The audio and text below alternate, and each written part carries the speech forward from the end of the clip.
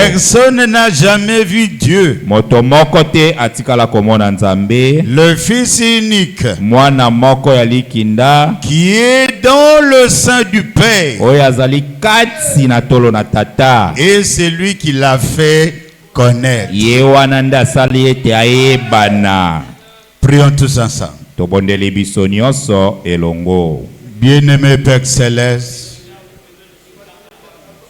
toi Dieu de grâce et de miséricorde, toi Dieu de promesses, toi Dieu infini, toi Dieu qui a créé le ciel et la terre, toi Dieu qui est fidèle, toi Dieu qui répond aux prières, toi Dieu qui convertit, toi Dieu qui transforme, toi Dieu qui guérit, viens à notre secours de ce matin. Viens au Seigneur dans ta puissance de résurrection nous faire revivre ta parole. Toi Dieu d'amour, toi Dieu de miséricorde, toi Dieu qui nous a aimés premièrement, toi Dieu qui nous a connus avant que le monde fût, nous nous présentons Seigneur en ta présence. Viens et aide chacun de nous à comprendre ces choses. Viens Seigneur et confirme ta parole au milieu de nous. Nous te demandons ainsi avec foi, au nom de notre Seigneur Jésus-Christ. Amen. Amen. Vous pouvez vous asseoir. Okoki kofanda.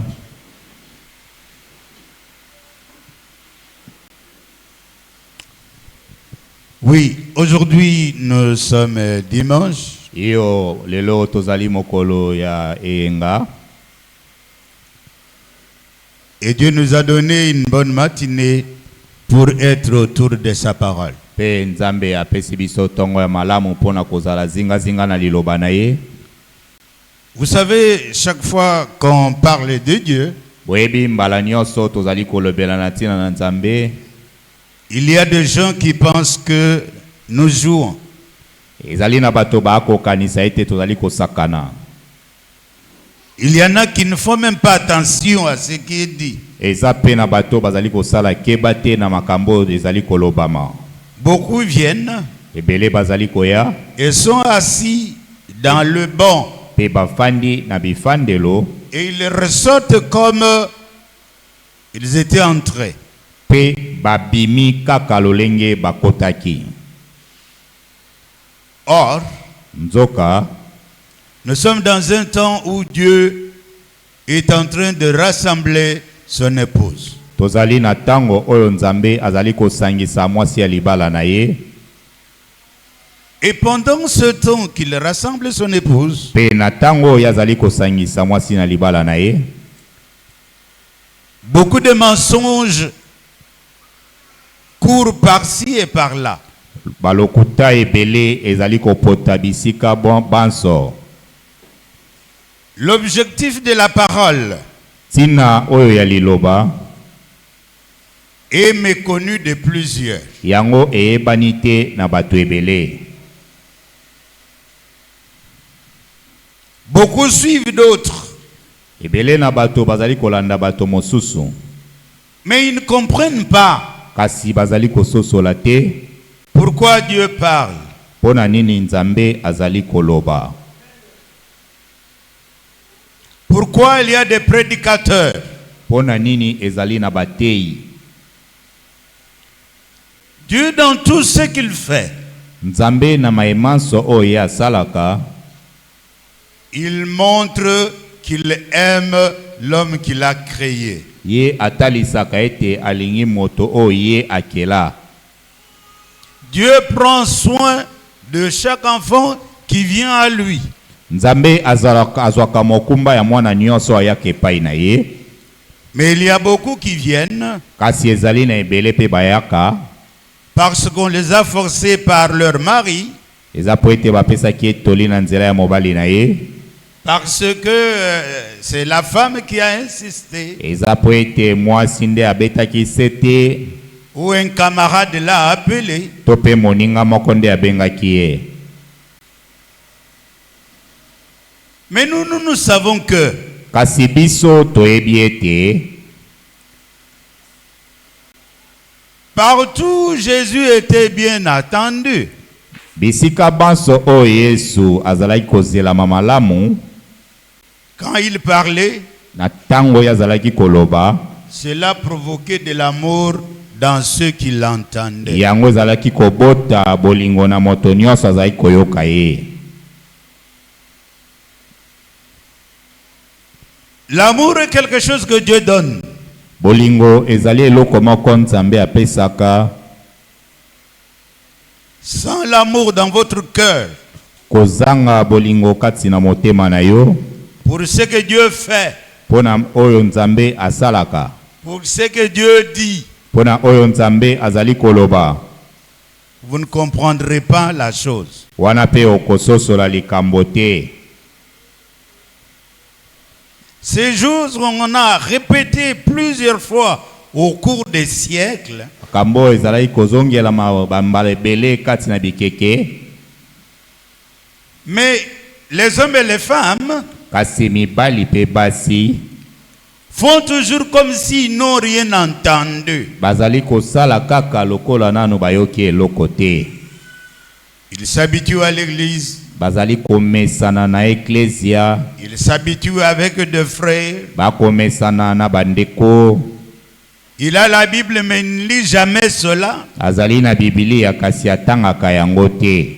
Il a des brochures mais jamais il a lu. Azana ba brochure kasi atikala kotanga yango te. C'est un manque d'amour. Eza kozanga nde bolingo. Le manque d'amour de Dieu dans le cœur Kozanga bolingo na Nzambe kati na mitema fait que l'homme et la femme divaguent. esalaka ete mwasi na mobali bayeba na kotepatepa. N'ont pas de position correcte. Bazata na etelemeli moko ya malamu te. Il n'y a aucune profondeur en eux. Ezata na mozindo moko te kati na bango. Ils peuvent sympathiser avec le message, Bakoki kosangana na bango kaka na sango, mais ils n'ont rien du message. kasi bazata na eloko moko te ya sango.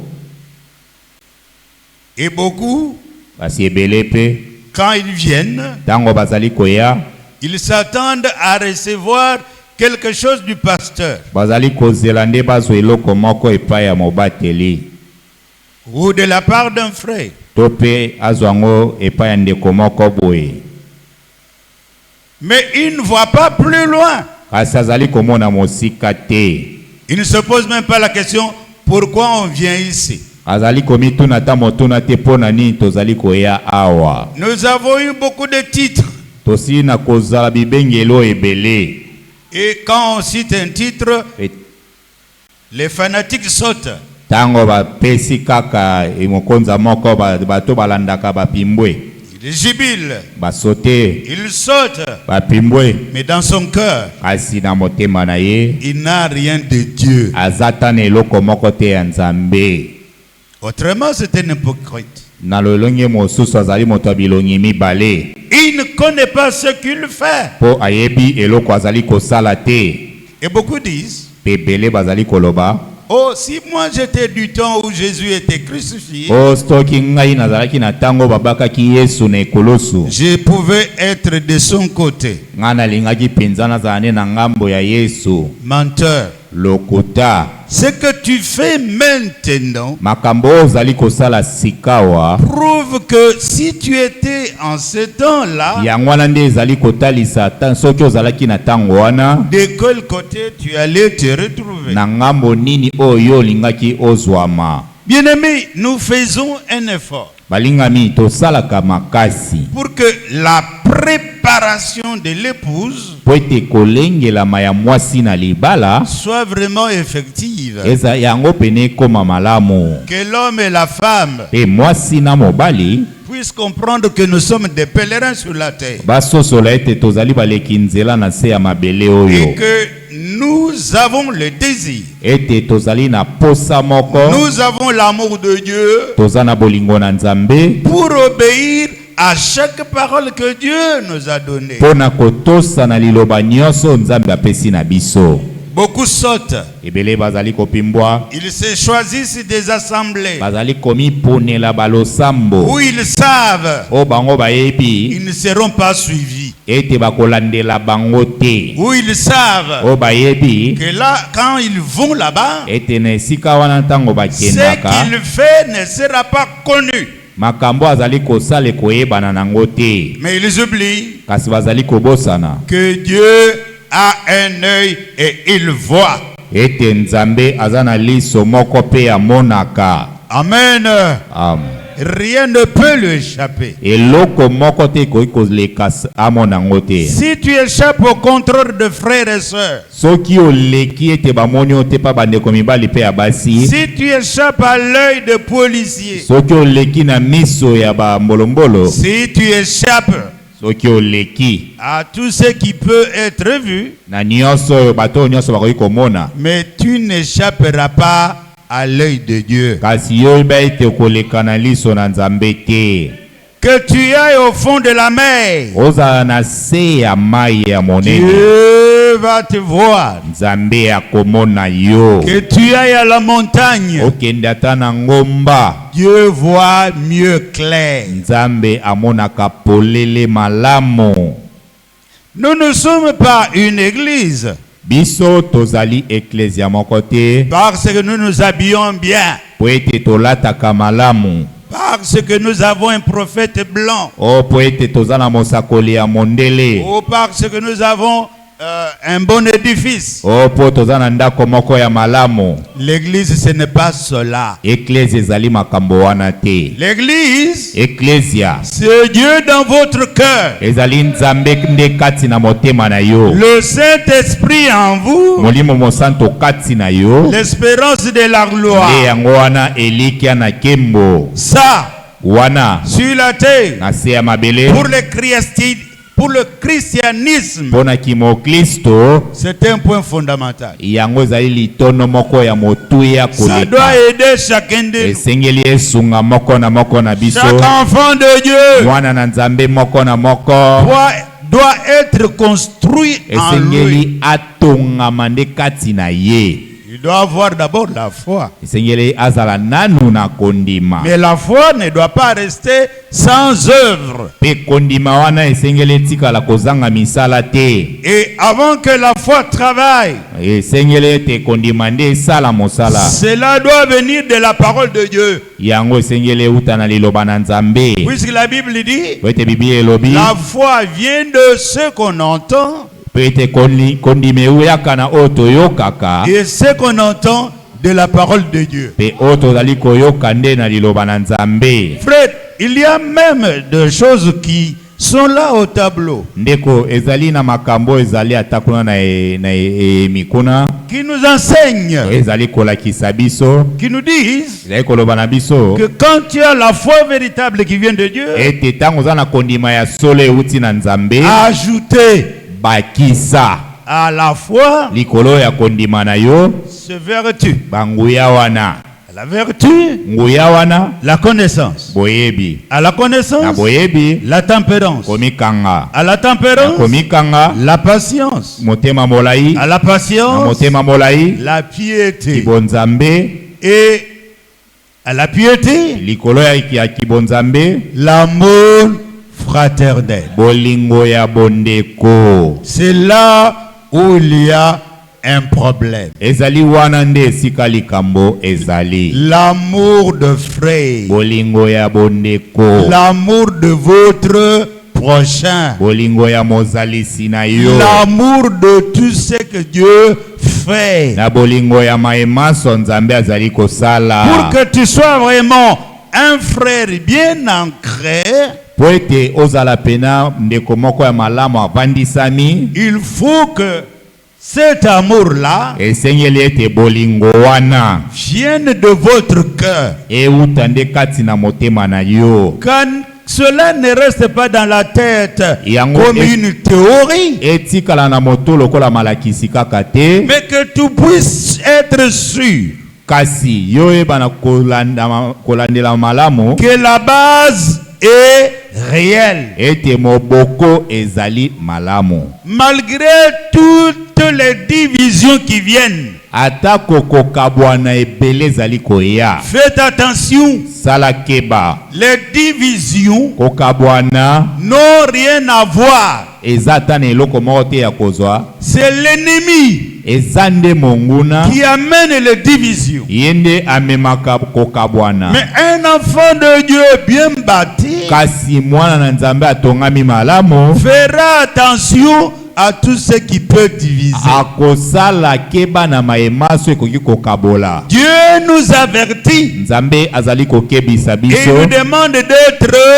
un. pe asengi na biso tozala na bomoko. Quand on dit nous devons être un, Tango balobi tozala na bomoko, c'est avoir le même langage, eza tozala na elobeli moko, c'est avoir le même amour que Dieu a pour son peuple. tozala na bolingo moko. Nzambe aza nango mpona libota na ye. Si tu as l'amour de Dieu en toi Soki oza na bolingo na Nzambe kati na et yo, que tu vois ton frère souffrir pe ozomona ndeko noko nyokwama spirituellement, na ndenga molimo, na matériellement, ndenga bozwi boye, Dieu t'a équipé yo Nzambe apesi yo makoki pour que tu puisses donner une solution. po oyeba na kopesa na ye eyano. Mais tu ne peux pas donner une solution mentale Kasi yo koki kopesa eyano kaka ya makanisi si te. tu as encore de doutes dans ton cœur, Soki ozali kobeta nanu tembe na motema na si yo, tu ne connais pas soki oyebi te qu'est-ce qu'a produit les souffrances de Jésus au calvaire, ete baminyoko nyonso ya Yesu kuna na ekulusu ebotaki nini, si tu ne sais pas cela, soki oyebi yango te, l'amour de Dieu ne s'installera jamais en toi. yeba ete bolingo na Nzambe kofandaka epai na yo mokolo moko J'ai te. besoin qu'aujourd'hui chacun prenne note. Nalingi ete lelo moko na moko ayeba na kokoma. Nous allons y aller comme en classe. Tokokende lokola na etangiselo. Et ce que nous allons voir Pema o tokoyekola va nous aider à nous connaître nous-mêmes. yango esengele sunga biso toyeba na biso moko. Puisque quand tu n'as pas ces choses en vous, Po ete tango toza na makambo kati na yo même te, si tu as 1000 brochures, ata ozali na babrochure koto, les brochures ne te sauveront pas. yeba ete babrochure ekobikisa yo te. Parce que quand tu n'as pas l'amour de Dieu en toi, Po ete tango oza na bolingo na Nzambe kati na yo te, ce qui est dit dans le brochure, tu le retiendras comme un perroquet. yeba ete makambo ekomama na brochure yo okanga ngo lokola chaku, Et ça n'aura pas de vie en toi. pe yango ekozala na bomoi kati na yo te. Tu commenceras à te défendre et à défendre tes opinions. Obandaka kolongisa kaka makanisi na yo moko, Et tu seras incapable de défendre la parole de Dieu. kasi okozanga makoki ya kolongisa liloba na Nzambe. Nous voyons des gens qui se font experts dans le mariage et divorce, Tozali komona bato bakokoma bato balekisa mayele na libala pe koboma libala. experts en tonnerre, Aleko ayebi mayele ebele na experts bakati, en grâce infinie. ayebi mayele mingi na ngolo ezanga Et suka, d'autres même changent le baptême. pe bamisusu kutu babongoli libatisi. Ça veut dire, Elakisi beaucoup sont venus par enthousiasme charnel. ete ebele bayaki kaka na lolenge ya bonzoto. Ils ne peuvent pas aimer l'homme que Dieu a créé. Nakoki kolinga te moto Nzambe akeli. Puisque ce que beaucoup font, Po ete ebele oyo bato basalaka, c'est pour que les âmes de frères et sœurs eza po ete misuki ya bandeko mibali pe ya basi demeurent dans la confusion, evandisama nde na mobulu, ne puissent pas s'approcher de la vérité. yango ekangama na bosolo te. Parce que vous avez des pasteurs et des évangélistes qui achètent les âmes. Po ete ezali na bamobateli pe na bapanisango bakosomba ne misuki. Ils lui donnent des promesses d'aller en Europe, Bapesi ye malaki babilaka ya kokende na poto, des promesses d'aller vendre à Dubaï, pe bilaka ya kokende kosomba biloko na Dubai. mais on ne leur enseigne pas ce que c'est que l'amour de Dieu dans le cœur. Kasi wazali kolakisa bango te nini oyo ezali bolingo na Nzambe kati na mitema. Nous parlons aujourd'hui de l'amour. Lelo tozali koloba na tina bolingo. Alors nous allons nous examiner. Togomi landela biso moko. Est-ce que nous aimons vraiment? Wana penza eza ya solo ete tolinganaka. Je prends le premier verset. Nazui likomi ya liboso. 1 Corinthiens chapitre 13 verset 4 à 5. Moko ya Bakorito 13 4 à 5. Vous avez écrit? Bokomi. L'amour est patient. Bolingo ezali motema molai. Est-ce que quelqu'un peut dire amen à ça? Moto akoyi koloba amen na yango. L'amour est patient. Bolingo ezali motema molai. Il est plein de bonté. Etondisami na bolamu. L'amour n'est pas envieux. Bolingo yango elulaka lulaka te.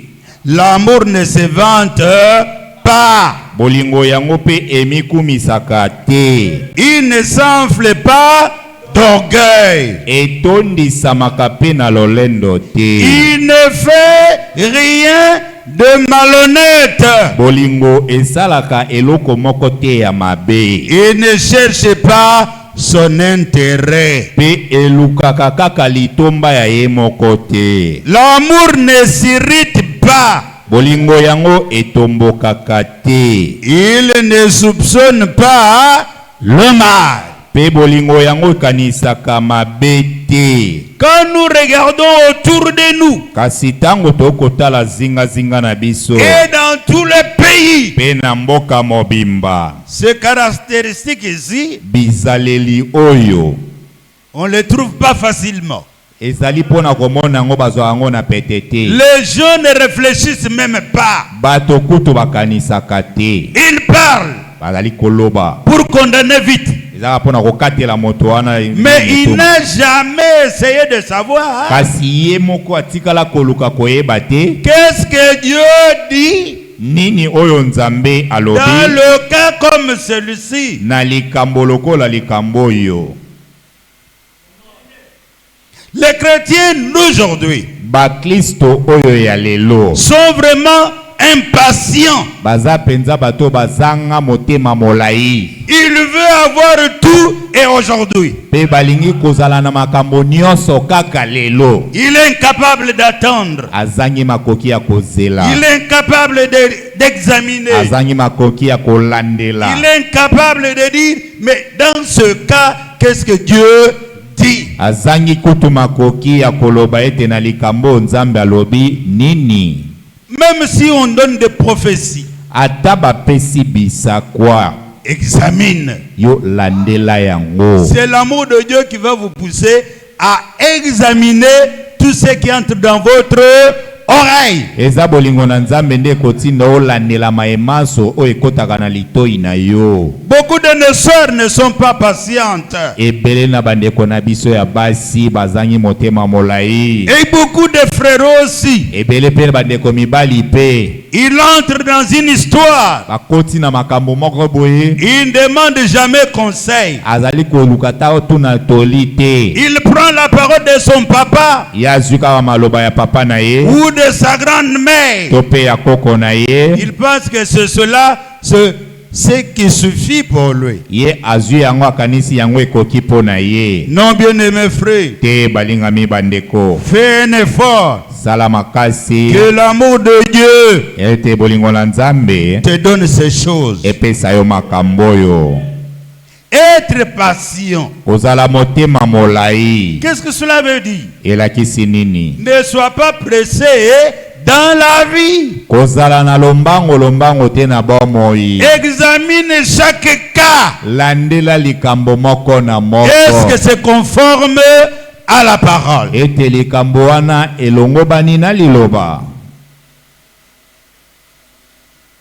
Écoute les sages. Yoka batona boanya. Écoute Dieu te parler. Yoka nzambe kolobela yo. Il faut qu'on trouve en toi esengeli bakuta kati na yo des dispositions nécessaires bamakoki moko oyo elongo bani pour que Dieu puisse même t'utiliser. po ete nzambe ayebata kosalela yo. Et il a paix avec tout le monde. Zala na kimia na moto nyonso. Lis la Bible chaque jour. Tangaka Biblia mikolo nyonso.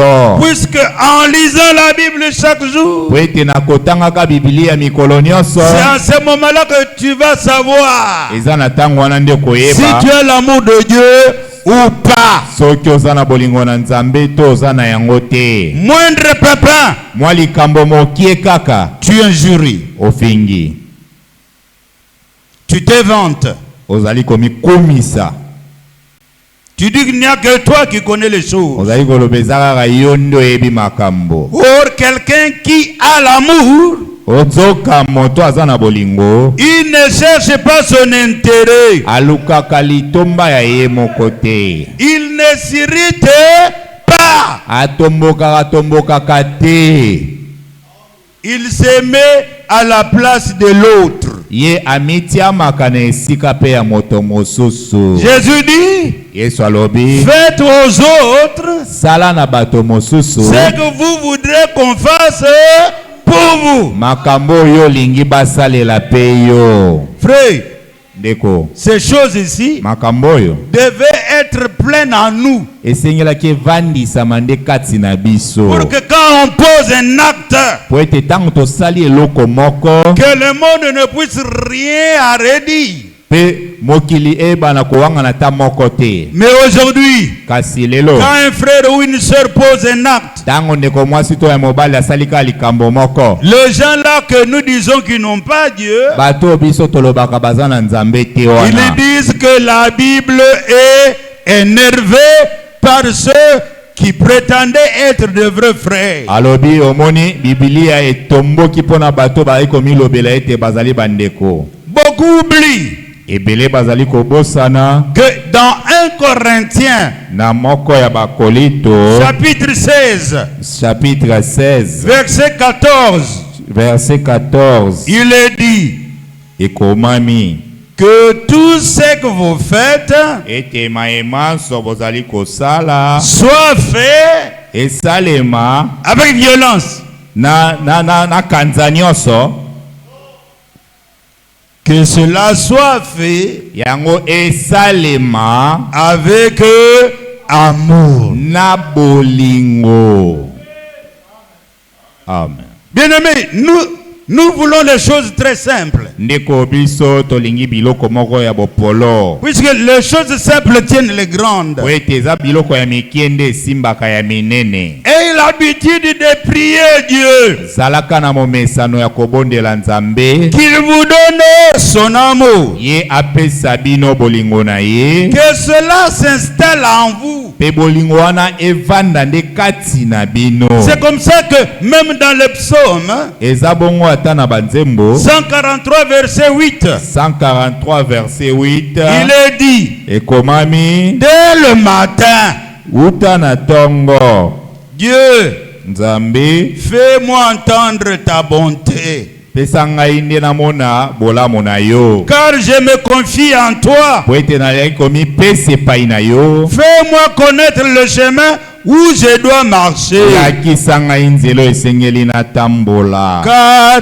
je me tourne vers toi. po ete nazali kobaluka nde epai na yo. Bien-aimés frères, Balingami bandeko, ne soyez pas conduits yo kokambama te par le pensée de vos pères charnels. na makanisi ya bonzoto ya mabe. Ne soyez pas conduits par la rue, Kotambola kokambama te na balabala, mais sois conduits kasi kambama par la parole de Dieu. na nzela ya liloba na Nzambe. Ainsi, il est écrit dans Colossiens chapitre 3, Na bongo na Bakolosien 3 ekomami, mais par-dessus tout cela, na likolo ya nyonso wana revêtez-vous de l'amour, bomilatisa na bolingo, qui est le lien de la perfection. oyo yango ezali moniololo ya kobonga be. Bien-aimés frères et sœurs, balingami bandeko mibali pe si ya basi l'amour de Dieu nous environne, likolo bolingo na nzambe soki yango ezingi si notre biso cœur soki mitema na biso aime Dieu de toutes nos ezali forces, kolinga nzambe na makasi na biso mobimba la perfection eba ete kobonga be sera dans notre église, ekozala na eklesia na sera biso dans nos maisons, ekozala na bandako na et nos biso enfants comprendront bana na biso bakososola pourquoi nous nous appuyons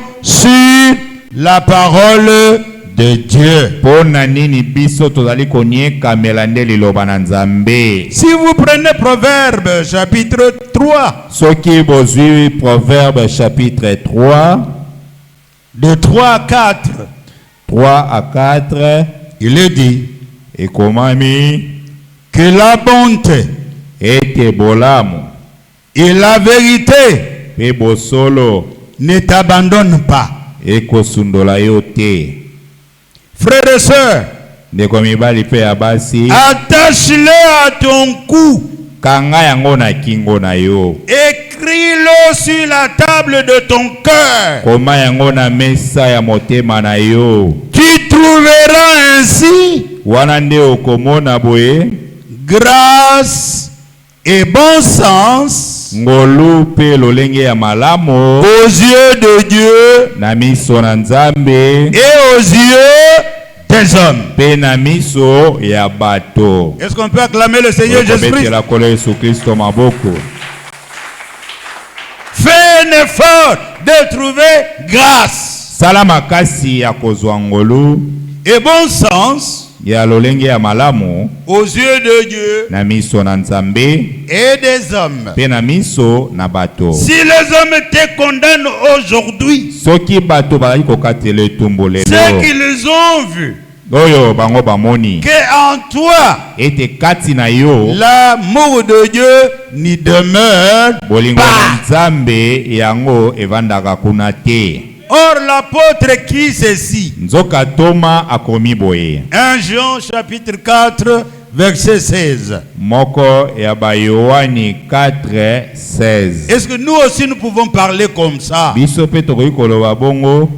Or, nzoka nous avons connu l'amour biso tosina koyeba bolingo que Dieu a pour nous oyo nzambe aza nango mpo na biso et nous y avons cru. pe biso tondimeli yango. Dieu est amour nzambe azali bolingo et celui qui demeure dans l'amour pe oyo azali koumela kati na bolingo demeure en Dieu azali koumela kati na nzambe et Dieu demeure en lui. pe wana nzambe pe akoumela kati na ye. Frère, ndeko quand nous avons cru ce message, ntango biso tondimelaki sango oyo le frère qui s'est présenté devant nous, bato bazali koya komitalisa epai na biso on le recevait sur base de cet amour. tozalaki koyamba bango kaka likolo ya bolingo oyo. On ne soupçonnait pas le mal. tozalaki kokanisela bango mabe te. On recevait n'importe qui, tozalaki koyamba ata moto nyonso même oubliant ata kutu kobosana que démon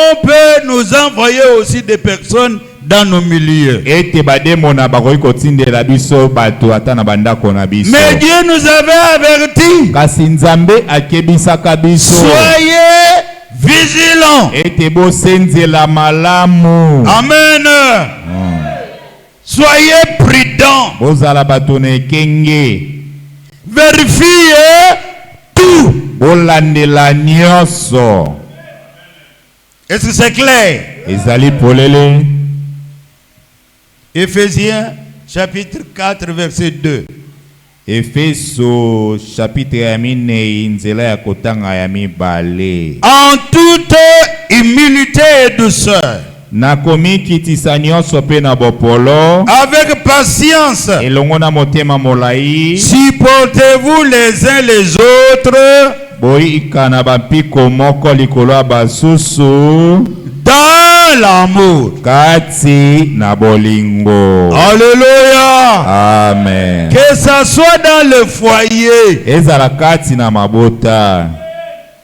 Considérez-vous d'abord comme fils et fille de Dieu. Bomi swama nanu lokola mwana mobali pe ya mwasi ya Nzambe. Sœur, Ndeko mwasi. tu n'es pas venu en aventure. Yo ye na masekite. Frère, Ndeko mobali. dans la maison de Dieu, Kati na ndako na Nzambe. on ne vient pas jouer. Bayaka kosakana te. Que votre oui Ete iyo na iyo. soit oui. Etikala kaka iyo. Mais tout ce qu'on ajoute Na maemaso babakisi. vient du malin. Eutaka na moini. Frère, Ndeko. sachez ceci. Yoyeba boye. C'est écrit dans la Bible. Ekomama na Biblia. Jean chapitre 4 verset 19. Yohani 4:19. Quant à nous, Oyo etali biso. nous l'aimons Biso tolingi ye. parce qu'il nous a aimés le premier. Boyende alingaki biso moto ya liboso. Bien-aimés, nous chantons même cela. Ndeko tozoyoka ta yango. Aimer Dieu Bolinga Nzambe. parce qu'il nous a aimés le premier. Wete yende asena kolinga biso moto ya yambo. Et la Bible nous dit, Biblia pe lobi. il y a trois choses qui doivent demeurer à nous. Eza na biloko misato esengeli fanda. Trois.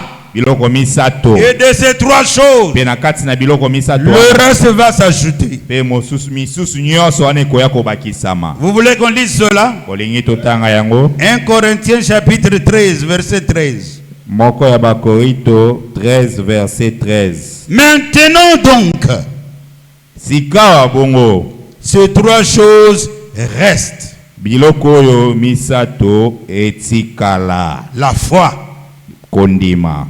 l'espérance, Elikia. l'amour. Bolingo. Mais la plus grande de ces trois, Kasi o eleki biloko nyonso wana misato. c'est l'amour. Ezande bolingo. Amen. Qu'il s'agisse de mariage, Ezala talibala. ne vous mariez pas par intérêt. Yoko bala teka pona litomba moko zolandela. Ne vous mariez pas pour le bien.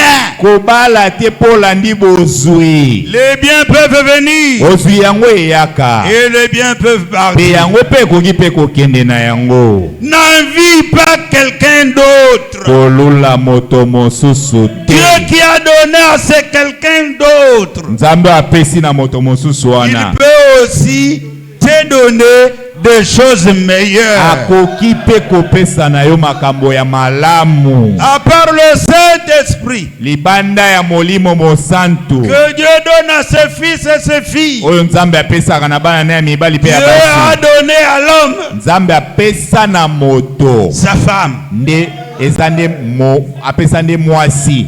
Avec elle, Elongo na mwasi. vous irez dans l'enlèvement. Bokende na linetwa. Le mariage, Libala.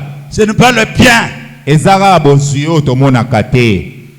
ce n'est pas la richesse, Eza bozui oyo te toza. ce n'est pas la pauvreté, Eza pe bobola te. mais c'est ce que Dieu a institué. Kasi yango eza oyo Nzambe ye moko nde atia. Alors frère, Kasi ndeko. ne te marie pas Kobala na yo te. si tu n'as rien. Soki oza na eloko te. On ne se marie pas par aventure. Babalaka lokola na liseki te. Tu ne te maries pas pour que ton père prenne la charge de ton foyer. Kobala te po ete tata na yo azwa mokumba na yo. Sois homme. Zala nde mobali. Et quand tu décides de te marier Pe tangu yo zwi mokano ya kobala. par amour de Dieu, Na nzela bolingo na Nzambe. ce mariage ne doit en aucun cas être rompu. Libala wana ta mokolo moko te koki kokabwana. Sauf Loba kaka. si la femme a commis adultère. Ete mwasi asali ekobo. Quand il y a adultère, Soki ezana ekobo. c'est sans pitié. Wana mawezalaka te. Aucun avocat ata molobeli moko te ne peut venir intervenir. oyo akoki koya akota na makambo wana. Puisque c'est Jésus qui a dit. Oyo ete ezali yango nde Nzambe nde alobi. Et ce qu'il a dit, Pe oyo Nzambe alobi il l'a dit. alobi yango. Et les croyants croient comme ça. Pe wana bandimi yango bongo. Je ne sais pas pourquoi je dis ces choses. Nayebi te lolenge nini nakoloba makambo oyo. Dans le foyer, Kati na libota priez le matin, bondela na tongo, priez le soir, bondela na priez pokwa, à midi, bondela na priez minuit, à minuit. bondela na midi. Sois sérieux. Zala moto ya alima. Demande des choses claires que Dieu te donne. Senga makambo oyo pena ya polele Nzambe apesa yo. Écoutez bien. Yoka malamu. Le téléphone que vous avez, Balokola lo mundele koye na mundele oyo tozana yango. ça va amener beaucoup en enfer. Ekomema ebele na bato na lifelo. Beaucoup iront en enfer. Ebele bakokende na lifelo. Une sœur Ndeko mwasi moko avec une longue robe jaune, na elamba moko ya molai ya jaune, avec le cheveu jusque là aux hanches, na suki ekiti tina mokongo, les cheveux même achetés. suki wana kutu asombi na ye yango. Dans son téléphone, Kasi kati na lokola mondele na ye il a 4 fiancés. azali na babandisi minei. Un en Amérique, Moko un aza na en Europe, Ameriki, moko na un à Europe, Kananga, moko na Kananga, un autre à Kinshasa. moko mosusu awa na Kinshasa. Quand vous demandez, Tango rotuna il dit, Kabulukunka mwene chombe chume. seku. Qui peut traduire ça? Nani ako limbola yango? Vraiment ça?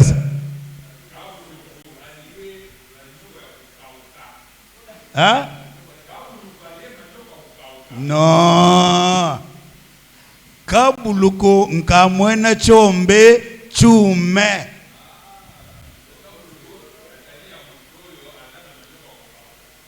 Ah, you pensa.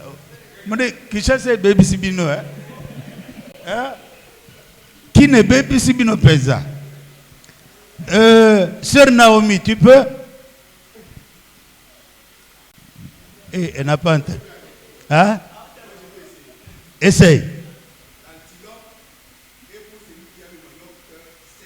Voilà. Ah. Mboloko azali pona moto ya manioko ya okauka. Ah, puisqu'on faisait les trocs. Boite bazali ko sala ba échange wana. Tu viens avec le manioc? Yo yena manioko. On vous donne l'antilope. Yo ba pesi yo mboloko. Le problème d'amour n'est pas là. Likamba bolingo wana na kati ya échange wana ezali te. Est-ce que vous me comprenez? Ah. Donc la sœur là attendant qui peut venir. Ndeko mwasi ana azozela ne nani akoyekoya. D'autres même, il laisse chez son mari. Mosusu kutu abengani mobali na ye. Non. D'autres, elle est chez son mari. Azali kovanda kutu epa mobali na ye. Mais son cœur Kasi motema na ye bat toujours. ezobeta kaka. Mon mari est pauvre. Mobali na ngaza mobola. Il me fait manger les choses que les autres amis ne mangent pas. Azole sanga biloko bat misusu baliaka kutu te. Bien-aimé frère, Balingami bandeko. en ville, Kati na ngumba il y a vraiment des histoires. ezana makambo ebele.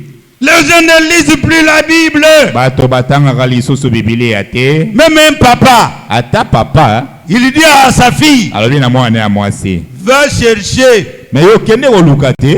va chercher Kende koluka. et amène-moi Te memela ngai. quelqu'un qui peut m'acheter même une moto. Moto akoki kosombela nga ta moto. Parce que le mari que tu as dans la maison, Po ete mobali nozali na ndako wana. il est incapable d'acheter même un beignet à ses enfants. Azata na makoki te ya kosombela bana na ye mikate. Cherche-moi quelqu'un d'autre. Lukela ngai moto mosusu. Quel amour, Wana bolingo ya lolenge nini. pitié, Mawa. dans nos églises aujourd'hui. kati na baeklezia na biso lelo Beaucoup de sœurs ne sont pas des sœurs. ebele na bandeko basi baza bandeko basi te, Beaucoup de frères, ebele na bandeko mibali ils n'ont jamais cru. batikala kondima nanu te. L'amour manque. Bolingo ezangi, Il y a absence de l'amour. bolingo eza lisusu te.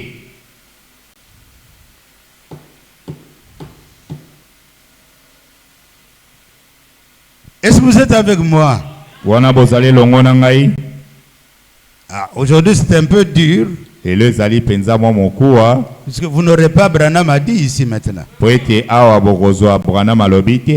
La Bible nous suffit quand même. Biblia ekoki pe mpo na biso. La Bible éclairée par le message. Biblia oyo ekingengisami na sango C'est comme ça que nous nous croyons. nde yango biso tondimaka. On ne peut pas prêcher ce qui est déjà prêché. Akoki koteya te oyo deja eteyama, Mais la Bible peut prêcher avec toute tournure possible. kasi Biblia ekoki koteya ata na balolenge nyonso epesameli. Je remercie Dieu Nazongisi matoni na Nzambe de nous avoir donné la lumière du soir. wasi na kopesa biso pole na pokwa. Moi, la manière que je comprends et que j'ai reçu ce message est différente de plusieurs. Ngai lolenge nga na sosoli pe nazali kozwa sango ekeseni na bato ebele. C'est pourquoi quand un envoyé de Dieu commet une faute, Na yango wana ntango motindami na Nzambe ntango asali libunga, ceux qui croyaient qu'en lui, bato bazali kondimela kaka ye, ils sont touchés, nde bango nyonso basimba ils sont mabe. paralysés, Bango wana bayokaka ils pasi, pensaient que ce n'est pas un homme. bakanisaki azali moto te. Or, un homme, quel qu'il soit, il peut commettre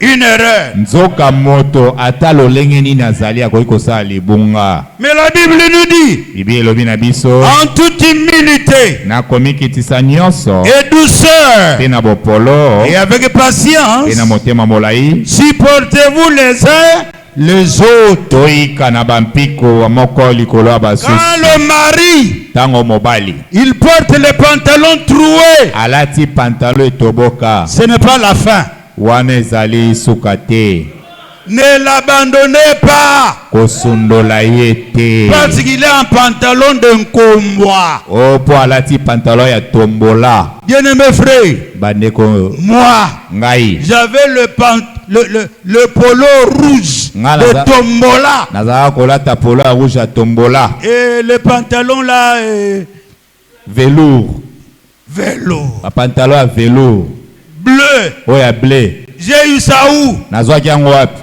Babansung Ishai.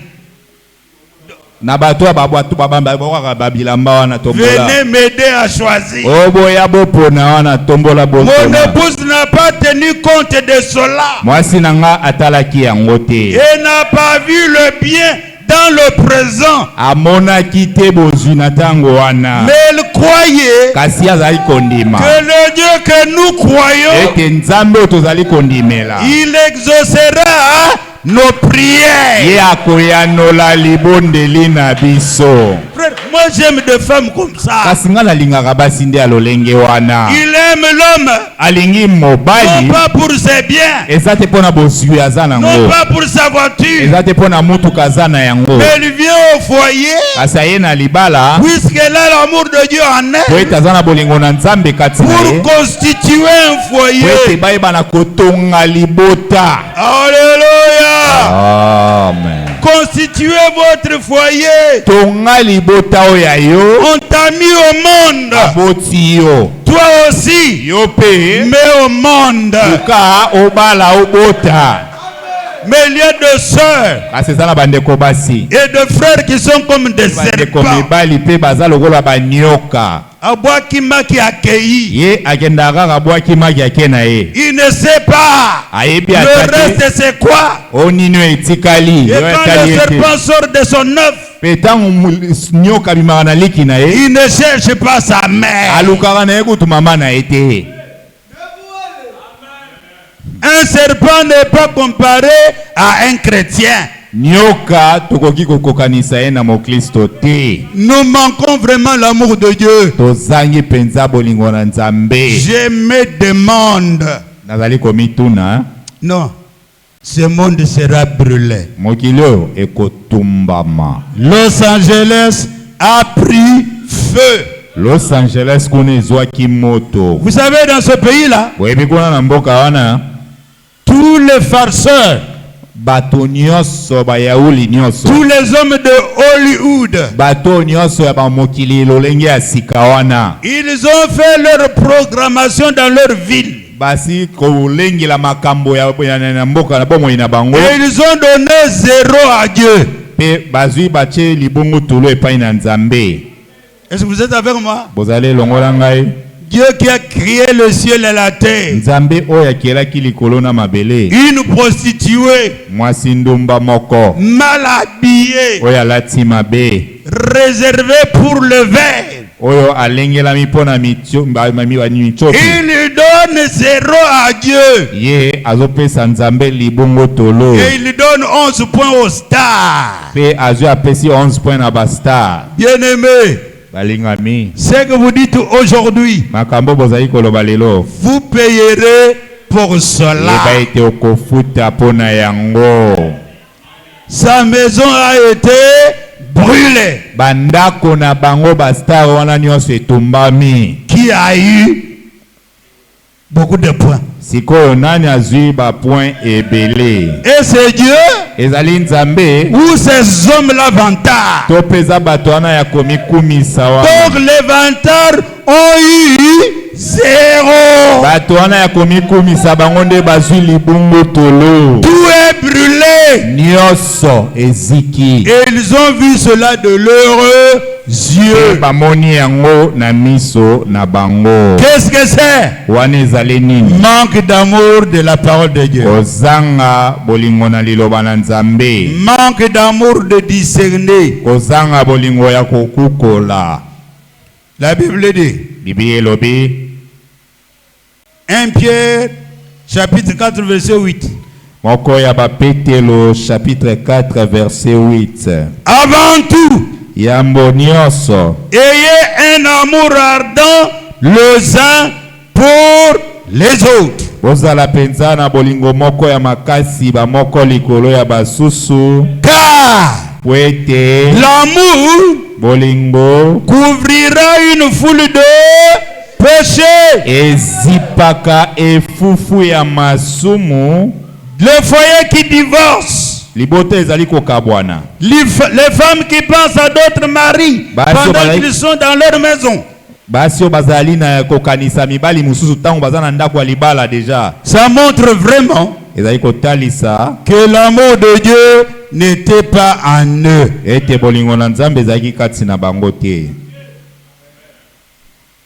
Chrétiens, Moklisto, vous qui m'entendez, bino bozali koyoka ngai. votre église ne va pas vous sauver. Eklesia na yo ekobikisa yo te. Votre pasteur ne vous sauvera pas. Mobateli na yo pe akobikisa yo te. Mais la parole de Dieu Kasi liloba na Nzambe a le pouvoir de faire de toi un fils de Dieu. eza na mpifu ya kosala na yo mwana na Nzambe. Un fils de Dieu honore sa parole. Mwana na Nzambe apesaka lokumu na liloba na ye. Parce que Dieu est en lui. Po ete Nzambe azali kati na ye. Écoutez ceci. Yoka oyo. Ephésiens 3, Efeso ya misato. versets 16 et 17. Nzela ya kotanga 16-17. Il dit, j'ai pris qu'il vous donne, Nazali kobondela ete apesa na bino. conformément à la richesse. Kolandisa mabozwi. Attendez, frère.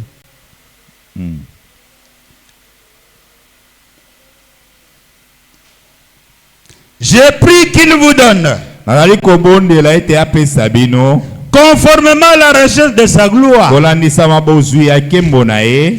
d'être puissamment fortifié Bokembisa mapena na nguya. par son esprit dans votre être intérieur, Na nzela ya molimo kati na bomoto ya kati. de sorte que Na lolenge ete Christ habite dans votre cœur, ete Kristo avanda kati na motema na bino. et cela par la foi. Wana na nzela ya kondima. J'ai pris Na kobondela que vous soyez enracinés et fondés dans l'amour. ete boyebana kolatisama misisa mpe bovandisama kati na bolingo. Frère, ce que tes yeux voient, ndeko mae oyo miso no ezali komona, ce que tes oreilles entendent, oyo matoi no ezali koyoka, il doit avoir un tamis dans votre cœur. esengeli ezala na kiyungulu moko kati na motema Ça na doit yo. être la parole de Dieu. Oyo kiyungulu wana ekosengeli ezala nde liloba na Nzambe. Jean chapitre 15 verset 12.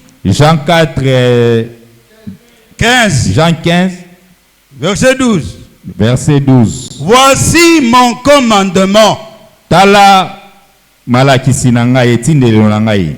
Aimez-vous les uns les autres comme je vous ai aimé. Bolinga bamoko likolo ya basusu lolongi nga nalingi bino. Une femme qui met du poison dans la nourriture de son mari, Mwasi azotia mbondo na bilei ya mobali na ye. est-ce qu'il l'aime?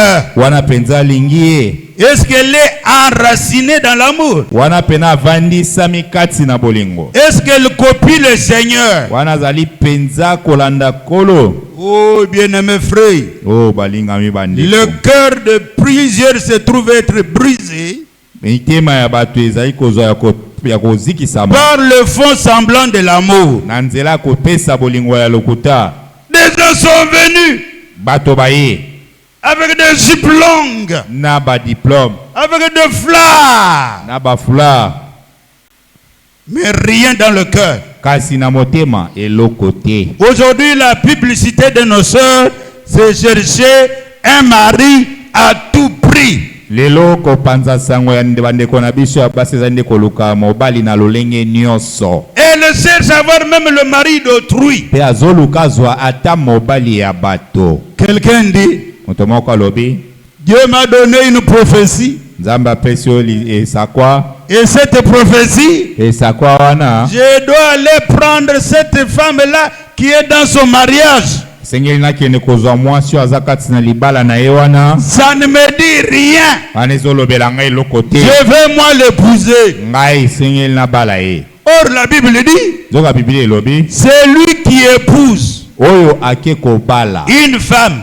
mwasi mariée, oyo abala, femme mariée, mwasi oyo abala, une femme dont le mari est en vie. mwasi oyo pe mobali aza na bomoi. Il commet adultère. Ete moto wana asali ekobo. Tu peux mettre de fleurs sur cela. Okoki kotia ta bafololo likolo na yango. Mais Dieu a dit c'est fini. Kasi yeba ete Nzambe esi alobi ekoki.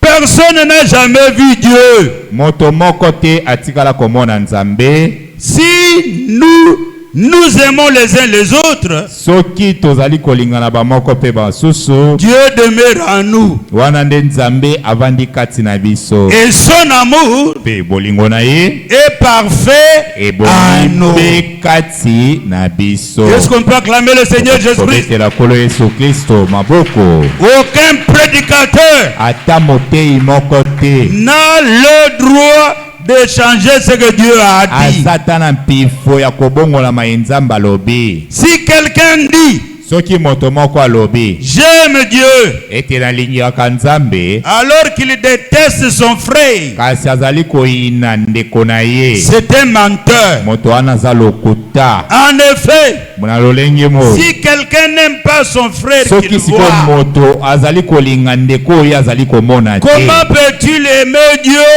qu'il ne voit lolenge pas? nini akoki kolinga Nzambe oyo azali komona te? 1 Jean 4:20. Moko ya Bayoani 4:20. Il n'y a plus de plus grand amour Eza na bolingo moko ya monene te que de donner votre vie pour vos amis. oyo ezali ya kopesa bomoi na yo mpo na baninga na yo. Est-ce que vous comprenez? Boye kososola Faites tout sala nyonso que votre frère, ndeko ete ndeko na yo, que votre soeur ete ndeko na yo ya mwasi se sente aimé dans cette église. ayoka penza balingi ye kati na eklesia oyo. Comment quelqu'un peut sentir qu'on l'aime Lolenge ni moto akoki koyoka ete balingi ye dans l'église? kati na eklesia? C'est quand on prie pour elle. Eza ntango bakobondela mpo na ye, C'est quand on la visite. eza mpo ntango bakokende kotala ye. Et c'est quand quand il manque quelque chose,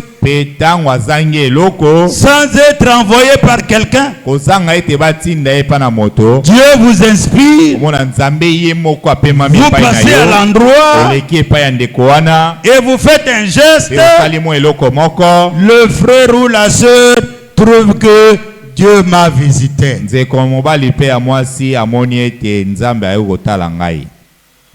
Amen. Il est quelle heure? 12 heures. On termine par ici. Mais écoutez, parce que tu as de la valeur à mes yeux, parce que tu as de l'importance et que je t'aime, je te donne des hommes à ta place, de peuple en échange de ta vie. Est-ce que vous êtes avec moi? Si je pars à Goma, je serai reçu en famille. Si je pars même dans ton village, Dieu me donnera de frères. Quel privilège a un chrétien. Avec ce message, Dieu ne fermera pas son œil. Dieu veillera sur toi. Parce qu'il sait que en toi, il y a cette stature parfaite de l'homme en Christ. Bien-aimé frère, ne devez rien à personne, si ce n'est de vous aimer les uns les autres. Car celui qui aime les autres et accomplit la loi. Amen. Amen. Aimez-vous les uns les autres. Montrez cela par des œuvres. Parce que il n'y a pas de peur dans l'amour. Au contraire, l'amour parfait chasse la peur. Car la peur implique une punition. Celui qui éprouve de la peur n'est pas parfait dans l'amour. Allez, que Dieu bénisse. L'amour de Dieu et c'est merveilleux. Levez-vous. L'amour de Dieu et c'est merveilleux. L'amour de Dieu et c'est merveilleux. Oh, quel amour! Comment il est merveilleux, qu'on peut surmonter, il est si bas, qu'on peut renverser, il est si large, qu'on peut contourner. Oh, quel amour! Chantons l'amour de Dieu, l'amour de